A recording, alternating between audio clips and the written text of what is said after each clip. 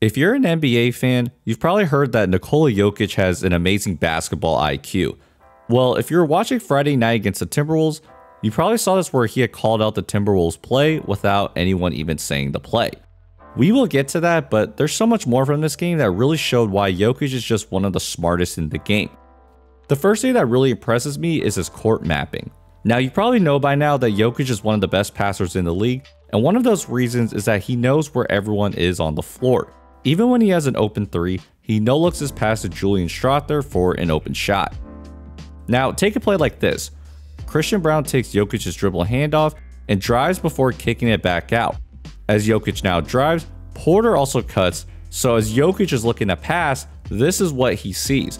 A bunch of white jerseys bunched together, but he trusts that the congestion will clear up and finds Gordon for an open three. But where his court mapping is actually most impressive in my opinion is on the defensive end.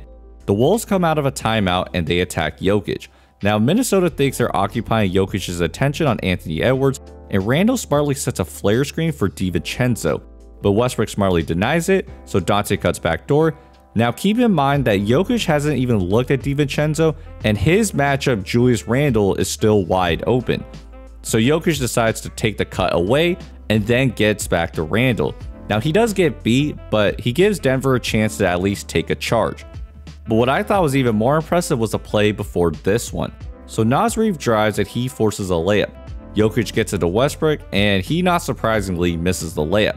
But on the way down, DiVincenzo and Reid have a 2-on-1 on Jokic, but he's able to deflect that pass. Now if you look again, Jokic doesn't turn to see that Reid's there. He already knows that he's there and uses his instincts to figure out when the ball handler's gonna pass it. I know that you might actually think that's not that impressive until you realize that many players don't have these instincts, even 4-time Defensive Player of the Year Rudy Gobert. Here's an example. So Anthony Edwards misses a three and Gobert tips it but right to Porter. So now Jokic wants to run because Gobert isn't looking, and even though he's right next to him, Gobert turns the other way and now realizes he has to pick up Michael Porter Jr. That's a mismatch in itself, and Porter drives into the paint to score.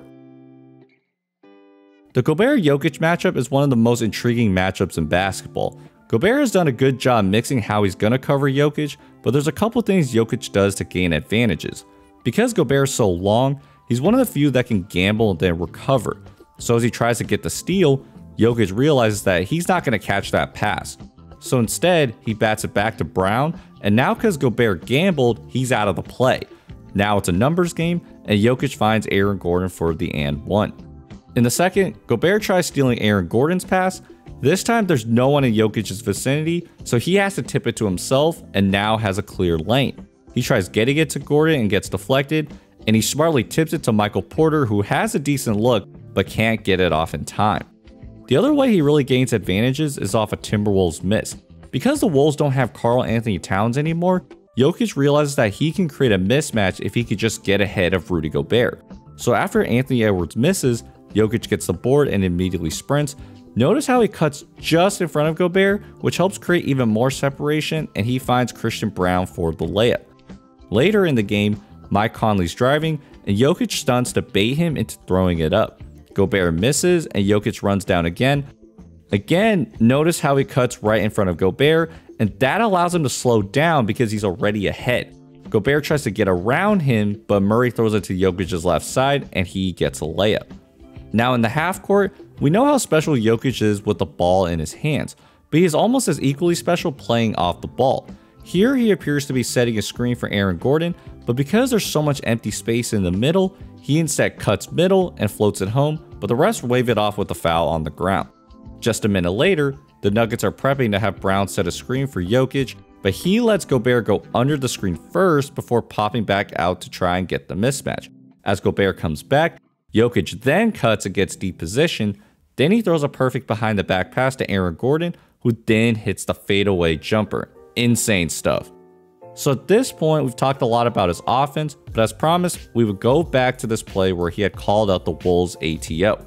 Now, it's hard to really make out exactly what he's saying, but it appears that he's telling Westbrook, hey, Ant's gonna come get the ball and he's gonna swing it to your guy, so make sure you're ready for that. because when you see the game footage, Westbrook is instantly in deny mode. So now it's just a pick and roll with Edwards and Gobert, and Minnesota turns the ball over.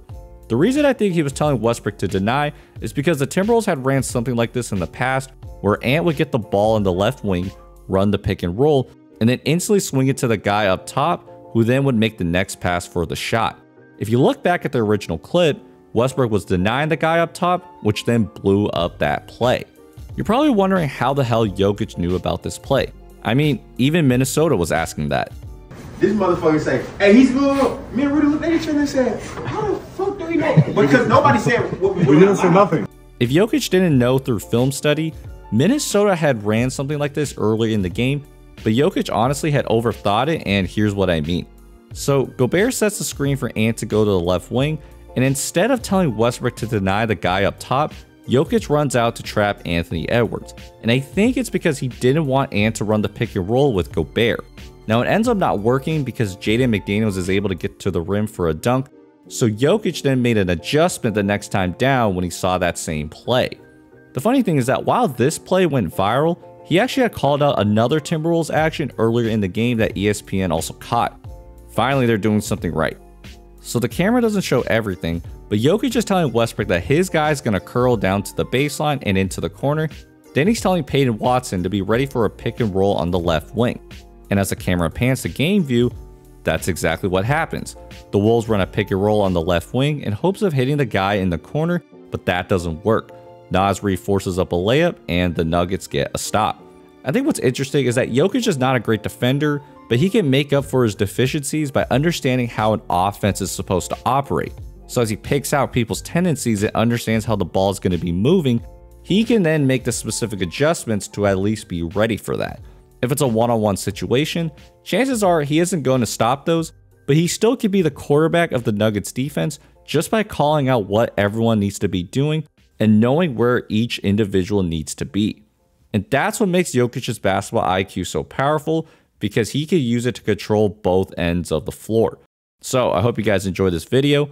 If so, like and subscribe, and I'll see you guys next time. Peace.